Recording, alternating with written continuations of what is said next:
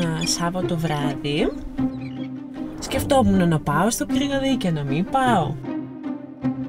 Κάτι μου έλεγε να πάω. Θα μας παντρέψει το Τούδι. Κάθε δίπλα μου. Εγώ, όχι κανένας άλλος. Σκέφτεσαι και λες ήταν να γίνει και ότι δεν πιστεύεις ότι σου έχει τύχει. Και από εκεί ξεκίνησαν όλα και ήρθαν όλα πολύ ρομαντικά στη ζωή μας. Έπρεπε να τον δω εκείνη την ημέρα και να αλλάξουν όλα. Ξεκίνησαν έτσι κάτι βλέμματα στην αρχή, λέω να γυρίσω να ξαναδώ, να μην ξαναγυρίσω, να μην καρφωθώ κιόλας, να μην καταλάβω τι κοιτάω. Το βλέμμα, το ότι αποκλείεται να κοιτάει ευθυμένα.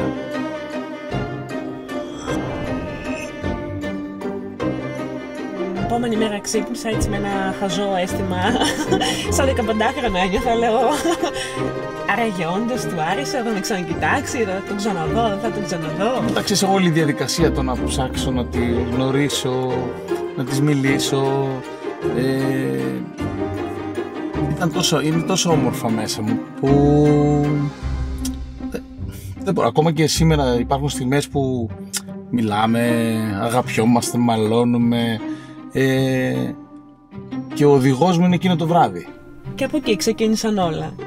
Τι ωραία που έγινε αυτό που μου συνέβη στη ζωή μου και τη γνώρισα και φτάσαμε εδώ που φτάσαμε μαζί και πόσο μάλλον τώρα που φτάσαμε στο σημείο να παντρευτούμε.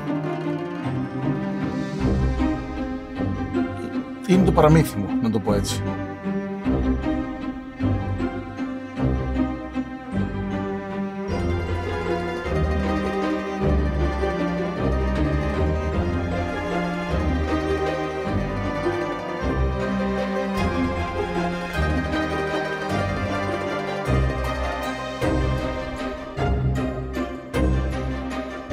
Είναι ο πιο γλυκός άνθρωπος του κόσμου. Είναι ο άνθρωπος που θα με φιλήσει πάντα το πρωί πριν φύγει, είτε κοιμάμαι, θα με σκεπάσει τα βράδια με το κουβερτάκι.